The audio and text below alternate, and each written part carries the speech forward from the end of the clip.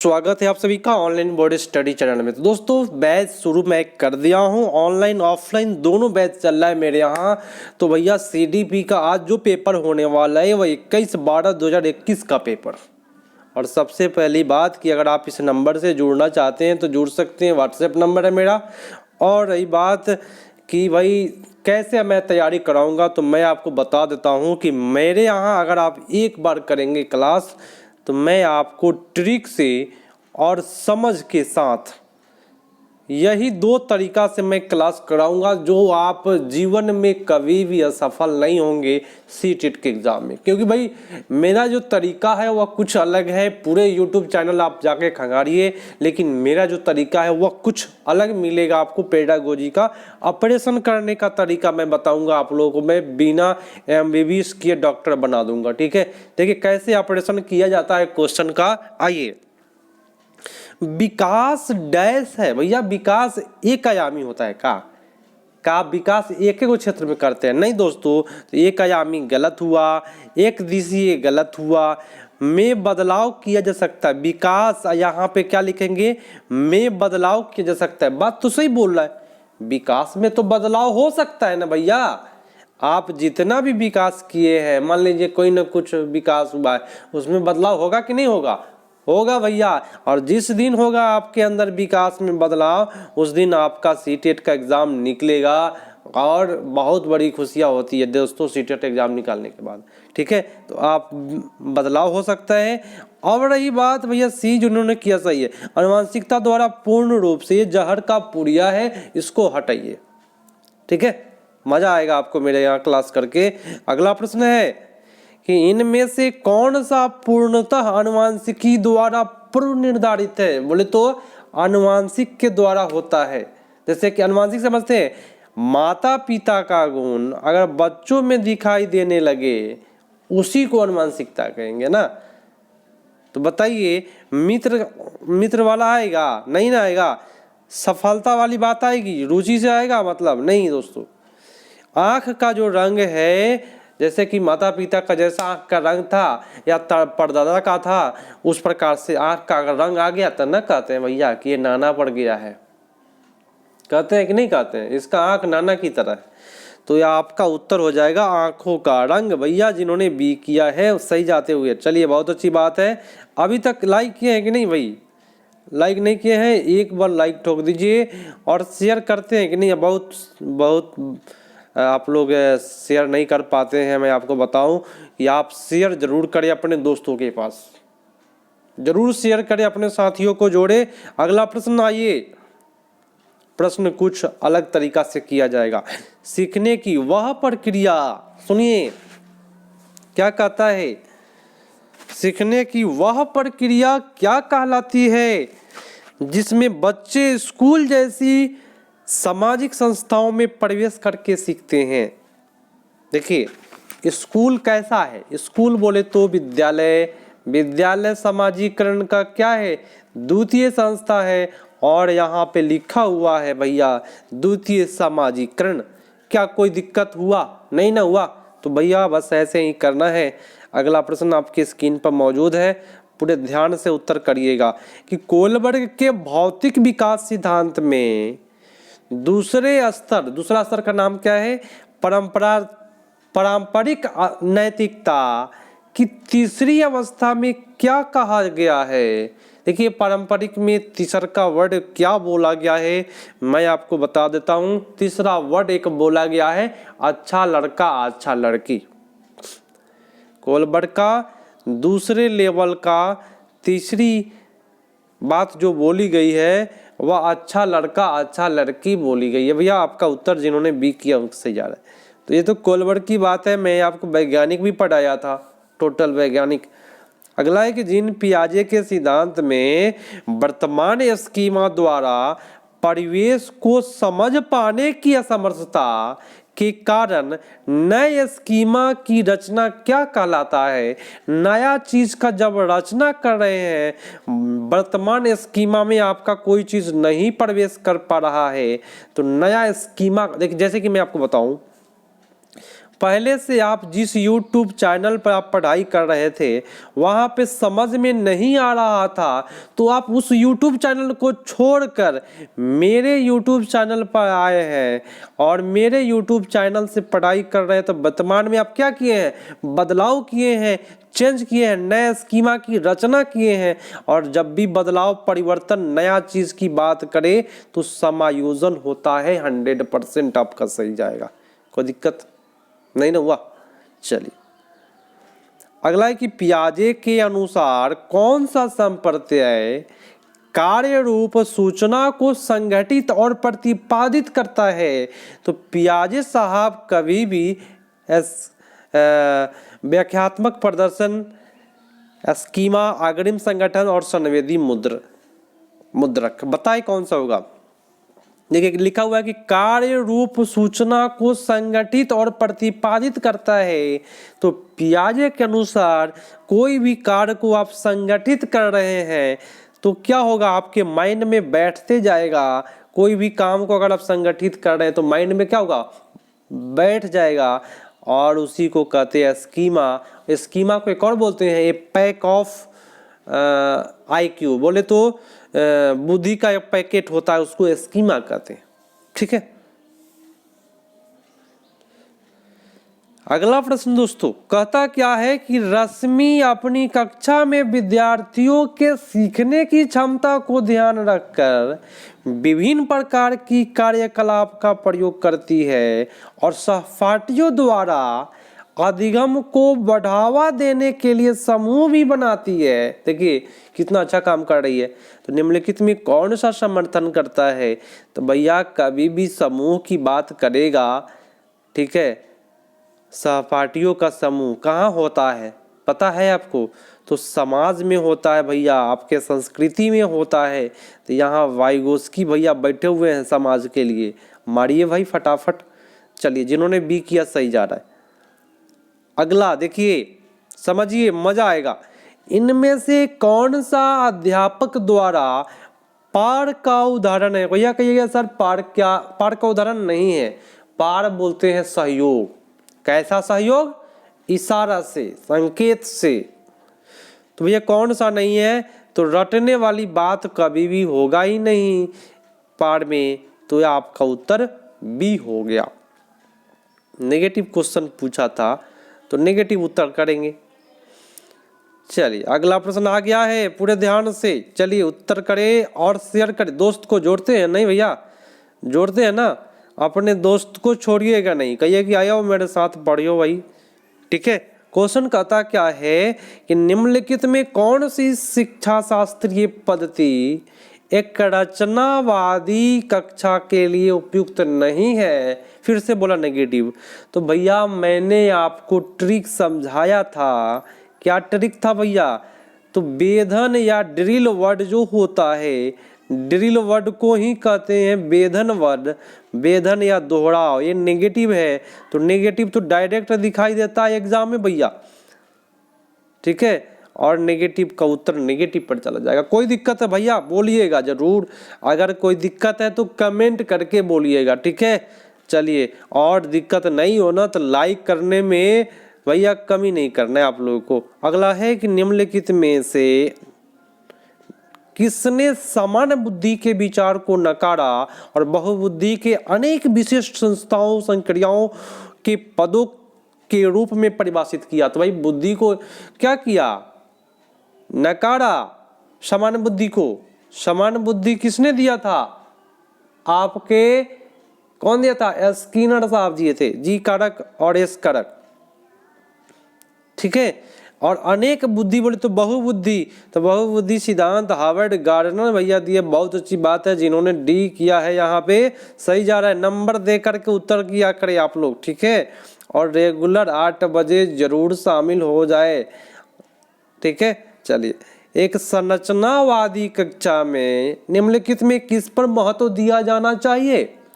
संकल्पनात्मक मूल्यांकन, संरचनात्मक मूल्यांकन, एक आयामी मूल्यांकन, मानकीकृत एवं एक समान मूल्यांकन क्या होगा। चलिए, संरचनात्मक मूल्यांकन, यहाँ बोला संरचनावादी में, तो सीधी सी बात है संरचना पर ही न जोड़ देगा। तो मैंने एक ट्रिक बताया था कि जो बात क्वेश्चन में कहे वही बात ऑप्शन में बोले तो 98% सीटेट सही मानता है, ठीक है, 2% इधर उधर जाएगा। अगला है कि वाइगोस्की सिद्धांत के अनुसार निजी संवाद समझते हैं। आप कभी कभी रूम में रहते हैं तो खुद से बातें करते हैं ना, करते हैं कि नहीं, कभी कभी मन में बात करते होइएगा या बोल करके भी बात करते होगा कि इस सामान को यहाँ रखना है, हमको यहाँ जाना है, वहां से यहाँ जाएंगे, अपने मन में बात करते हैं ना भैया। तो कह रहा है कि वाइगोस्की के सिद्धांत के अनुसार जो निजी बात होती है, निजी संवाद होती है, वो क्या कहलाता है? बच्चों के आत्म केंद्रित का द्योतक है, बच्चों के क्रियाकलाप व्यवहार का अवरोधक है। अवरोधक गलत होता है। जटिल कार्य करते समय बच्चों को व्यवहारात्मक संचालन में सहायता करता है।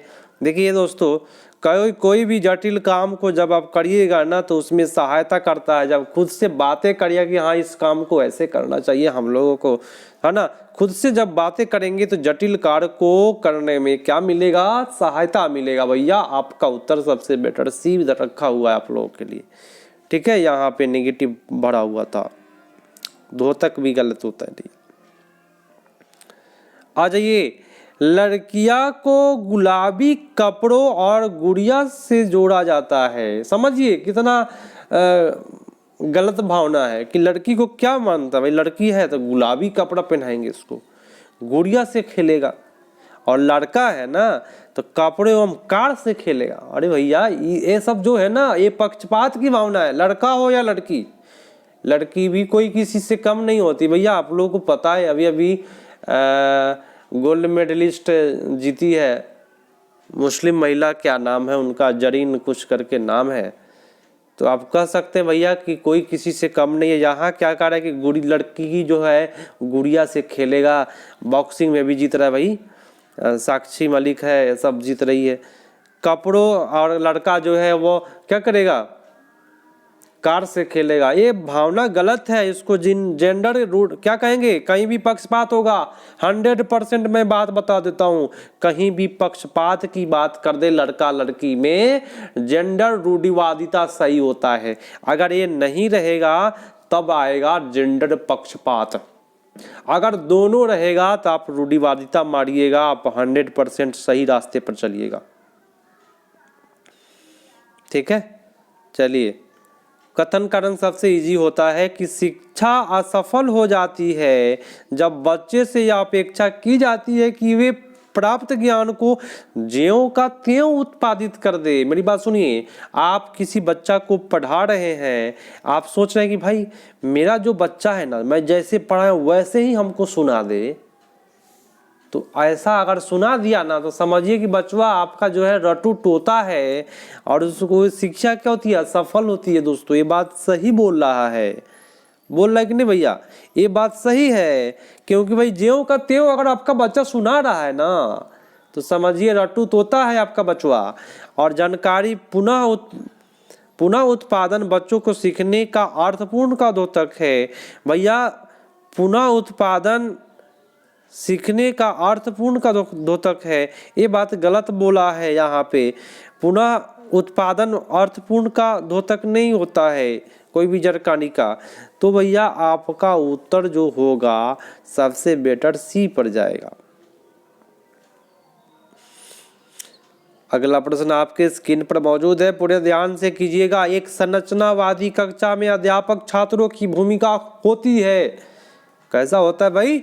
कक्षा में शिक्षक विद्यार्थी दोनों निष्क्रिय, जहर का पुड़िया हटाइए, यहाँ भी निष्क्रिय, यहाँ भी हटाइए, यहाँ भी निष्क्रिय, यहाँ भी हटाइए। अध्यापक और छात्र दोनों ही क्रियाशील होते हैं। सबसे हिट ऑप्शन दिया हुआ है यहाँ पे।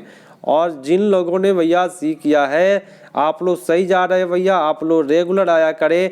देखिए बीच बीच में कभी कभी क्लास बंद होता है, उसका वजह जान करके आप हैरान हो जाइएगा, क्योंकि भाई आप लोग जो है ना अपने दोस्तों को नहीं जोड़ पाते हैं, जिसके वजह से मैं कभी कभी निराश होकर के वीडियो बनाना ही छोड़ देता हूँ, ठीक है। आप अपने दोस्तों के पास शेयर करते रहे तो वीडियो हमेशा मिलते रहेगा भैया, ठीक है। प्रश्न क्या कहता है कि एक कक्षा में अध्यापिका भिन्न जातियों के समूह वाले अधिगमकर्ताओं के लिए समावेशी वातावरण की रचना कैसे कर सकती है, बताए कैसे कर सकती है। तो अपनी उन अवधारणाओं को पूर्वाग्रह पर चिंतित करके जो बच्चे शैक्षिक अनुभव की सीमित करते हैं। ये तो भैया पूर्वाग्रह पर चिंतन करेंगे, जिसमें बच्चा क्या करेगा, सीमित करेगा, उस पर क्या करेंगे, चिंतन करेंगे। ये तो अच्छा बात बोला है, ठीक है।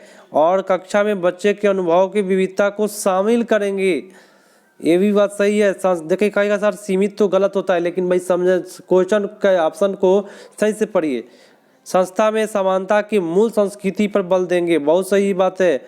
जो भी मूल संस्कृति है उस पर बल देंगे। छात्रों को प्रोत्साहित करके वे स्वयं को मानकीय पाठ्यक्रम, ये आपका ये गलत चला गया है। बस मानक बोलते हैं स्टैंडर्ड, स्टैंडर्ड बच्चों को नहीं चाहिए। बच्चों को तो वो चाहिए जो वो अपनी मातृभाषा में बोल सके। भैया आपका उत्तर ये होगा।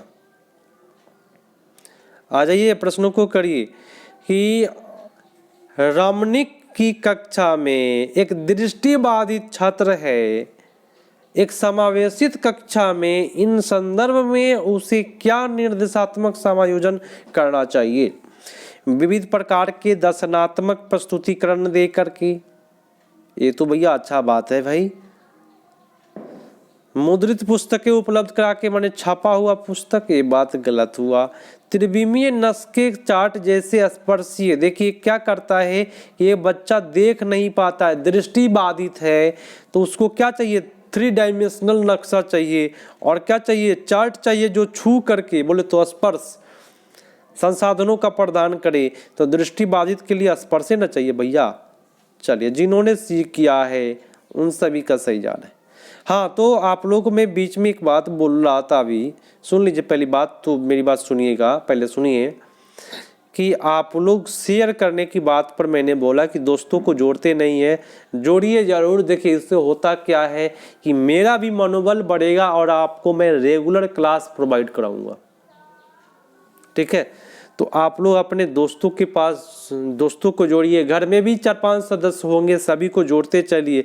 तो इससे होगा क्या, मेरा मनोबल आगे बढ़ेगा और आप लोग को और बेटर तरीका से पढ़ाऊंगा, जिससे कि आप कभी असफल नहीं होंगे। चलिए क्वेश्चन कहता है, आइए कहता है क्या कि रीना कक्षा में दी गई किसी भी समस्या को सुलझाने के लिए अलग अलग तकरीबों के बारे में सोचती है। तो यह निम्न में से किसका प्रतीक है। जब आप कोई चीज के बारे में अलग अलग के बारे में सोच रहे हैं तो ये कैसा सोच हुआ, सृजनात्मक सोच हुआ। क्या हुआ, सृजनात्मक। विद्यार्थी आप कहलाए, अलग अलग सोच रहे तो। और सृजनात्मक का दोस्त कौन होता है, अपसारी सोच होता है। चलिए भैया बहुत अच्छी बात है, जिन लोगों ने डी किया है यहाँ पे सही जा रहे हैं। करे कि राजू 61 के स्थान पर 16 लिख दिया और बी को डी अक्षरों में अक्सर भ्रमित हो जाता है। तो कभी भी 2 प्रॉब्लम रहेगा, एक प्रॉब्लम यहाँ है, एक प्रॉब्लम यहाँ है। तो अक्षर में बच्चा जब भ्रमित हो रहा है तो उसको डिसलेक्सिया होगा, डिसलेक्सिया होगा, ठीक है, याद रखिएगा। और डिसलेक्सिया को कहते हैं पठन वैकल्य, याद रखिएगा। आप कहेंगे सर लिखने की बात किया है, नहीं दोस्तों, लिखने की बात किया है तो लेखन वैकल्य होना चाहिए, नहीं। क्यों नहीं हुआ, क्योंकि जब भी 2 समस्या हो जाए और बच्चा भ्रमित हो रहा हो तो उसको डिसलेक्सिया ही पकड़ा रहता है। आपका उत्तर ये होगा। अगला है कि एक समावेशी कक्षा में विशेष बच्चों को किस प्रकार सहायता मिल सकती है, बताए। व्यक्तिगत लक्ष्यों का निर्धारण करके, भैया ये तो अच्छा बात बोला है, सबका अलग अलग लक्ष्य का निर्धारण करेंगे। विशेष बच्चों के बारे में बोला है। प्रतिस्पर्धा वाली बात गलत होता है। कोई भी विशेष बच्चा हो उसको सहयोगात्मक, एक सेकेंड दोस्तों, सहयोगात्मक बहुत जरूरी है ना, सहयोगात्मक जरूरी है हाँ, लेकिन मानीकृत जहर का पुड़िया है। तो आपका उत्तर 1 और 3 गया और 1 और 3 आपका ऑप्शन नंबर सी में दिखाई दे रहा है। और जिन लोगों ने सी किया सही जा रहा है भाई, नंबर देकर उत्तर दिया करें आप सभी को मैं कहता हूँ बार बार। एक संरचनावादी परिप्रेक्ष्य में बच्चों को किस प्रकार समझा जाता है? निष्क्रिय नहीं दोस्तों, छोटा वयस्क नहीं भाई, दुष्ट जीव के रूप में क्या बात है, ऐसे ऐसे ऑप्शन भाई देंगे तो आप लोग भी गर्दा उड़ा के आइएगा। यही तो होता है, पकड़ना है। अपने पर्यावरण को समझने की उत्सुकता के लिए सबसे बेटर आपका डी पड़ गया। बच्चा दुष्ट जीव है, क्या ऑप्शन दिया है भाई? क्वेश्चन कहता क्या है, सुनिएगा। कहता है कि बच्चे की असफलता के संदर्भ में निम्नलिखित में कौन सा कथन सही है? बच्चे की असफलता गुणरोपण हमेशा उसकी आनुवंशिकता हमेशा भाई हमेशा आनुवंशिकता दोष को किया जा सकता है। क्या आप मान लीजिए कोई बच्चा फेल कर रहा है तो कहेगा ना एक बाप की गलती है जेका कारण से ही फेल कर रहा है, तो भैया ये सबसे गलत बात है। बाप का मैं इसलिए बोला क्योंकि आनुवंशिकता की बात बोल रहा है, ठीक है। तो ये बात जहर का पुड़िया बोल दिया है, तो इसको हम हटा दिए। बच्चे की सफलता का कारण व्यवस्था द्वारा है। जैसे कि कोई बच्चा फेल कर रहा है तो व्यवस्था जो है वहाँ का अच्छा नहीं है। बच्चों की व्यक्तिगत जरूरतों को अनदेखा करना, अब बच्चा का जो जरूरत है ना उसको आप अनदेखा कर दीजिएगा तब बच्चा फेल कर जाएगा। मान लीजिए कोई बच्चा है, उसका गार्जियन दे ही नहीं रहा है पैसा कॉपी खरीदने के लिए, कलम खरीदने के लिए, तो क्या करेगा बच्चा भाई? पढ़ पाएगा क्या घर पे? नहीं ना। तो यही असफलता का कारण है भैया। आपका उत्तर सबसे बेटर चला गया है बी पर। एक शिक्षिका अपनी प्राथमिक कक्षा में अर्थपूर्ण अधिगम को कैसे बढ़ावा दे सकती है? बताए। प्राथमिक कक्षा में तो बेधन वर्ड गलत होता है, जहर का पुड़िया होता है भैया। प्रतिस्पर्धा भी जहर का पुड़िया है। विषय वस्तु का विद्यार्थी के जीवन के साथ संबंध स्थापित करेंगे, बहुत अच्छी बात है। बच्चा का जीवन से जोड़ेंगे और अधिगम की छोटी छोटी उपलब्धि के लिए पुरस्कार देंगे, ये भी जहर की बात कर दिया। और जिन लोगों ने भैया सी किया है, आप लोग सही जा रहे हो भैया, अच्छे ट्रैक पर हो। ऐसे ही करना है, जीवन में आगे बढ़ना है, सफल हो जाइए। बस मेरा यही मकसद है कि आप लोग सीटेट अच्छे स्कोर से पास करें। और अब की बार जो टारगेट मैं करने वाला हूँ 120 कम से कम आप लोग प्लस ला करके दिखाइए। जब तैयारी करना है तो कम क्यों करेगा भाई? सबसे पहली बात। आइए, अनुपमा अपनी कक्षा में विज्ञान पढ़ाते हुए गणित के संप्रत्यय के साथ संबंध बनाती है, तो इस प्रकार का शिक्षा शास्त्र क्या कहलाता है? क्या कहलाता है? अधिगम के स्थानांतरण और अंतः विषयात्मक अधिगम को बढ़ावा देना। ये क्या करेगा? ये तो बहुत अच्छा बात है, अंतः विषयात्मक और अधिगम को क्या करेगा? बढ़ावा। लेकिन यहाँ रुकावट उत्पन्न करेगा, यहाँ रुकावट उत्पन्न करेगा और यहाँ भ्रांतियाँ को बढ़ावा देगा। भाई ऐसे ऐसे ऑप्शन को देख करके आप जरूर करके आइएगा और कभी भी परेशानी होगा ही नहीं। आप यदि मेरे से जुड़े हुए हैं कोई परेशानी नहीं, बस एक हेल्प हमको भी करिए भाई। अगर हेल्प मैं आपको थोड़ा सा भी कर पा रहा हूँ तो आप भी मेरे को हेल्प करें कि आप अपने दोस्तों को जोड़े, जो लोग सीटेट की तैयारियां कर रहे हैं जोड़े भाई। आपके अगल बगल में जो भी दिखाई दे रहे हैं वही सबसे जोड़ देना, एक बार सहयोग करें तब आपको और बेटर मिलेगा। वही क्लास कहता है क्या, सुनिए क्लास को करिए। ये जानकारियाँ किस स्मृति में संगठित होती है? बाइक की सवारी करने की प्रक्रिया। अच्छा, बाइक जब चलाना सीख गए तो ये कौन से माइंड में बैठ गया? आप मान लीजिए आप 16 साल की उम्र में बाइक चलाना सीख गए, क्या आप फिर आप 50 साल की उम्र में भूल जाइएगा? क्या भूलिएगा? नहीं ना भूलिएगा भाई। तो ये जो होता है कौन सा स्मृति में बढ़ जाता है? तो दीर्घ स्मृति में। दीर्घ माने लंबे समय तक याद रहता है। कपड़े को धुले कपड़े को तह करने की प्रक्रिया, माने कोई भी कपड़ा आप धो लेते हैं तो उसको तह करते हैं ना, तह समझते हैं? अरे सहिहारने का काम करते हैं, उसको तह करते हैं, ठीक है। तो क्या आप भूल जाइएगा? का बिहान मिला भूल जाइएगा? आज करिए कल भूल जाइएगा? नहीं, 50 साल तक 60 साल तक आपको याद रहेगा। 7 वर्ष की उम्र में पेड़ पर चढ़ने का अनुभव आज जब 16 साल का होइएगा कहीं जा हम तो भुला के नहीं पेड़ पर चढ़े की उम्र, ऐसा होता है का? नहीं ना होता है। ये सब कैसा स्मृति में बैठ जाता है? बहुत लंबे समय के लिए, बोले तो दीर्घ स्मृति में बैठ जाता है। चलिए, जिन्होंने भी किया है सही जा रहे हैं आप लोग। आइए क्वेश्चन को तो मैं ऐसे समझाऊंगा जिससे कि आपको प्रॉब्लम नहीं होगा। आइए प्रश्नों को करिए। निम्नलिखित कथनों में कौन सा कथन बच्चे की त्रुटियों को समझने के लिए सही नहीं है? बताएं कौन सा सही नहीं है। यह कक्षा के छात्रों को ग्रेड और पदों को निर्धारित करने में मदद करता है। तो भैया कभी भी ग्रेड की बात करे, अंक की बात करे, वह आपका जहर का पुड़िया होता है, गलत होता है। और नेगेटिव क्वेश्चन खोज रहा था, मारिए भाई, कोई दिक्कत नहीं होगा। चलिए,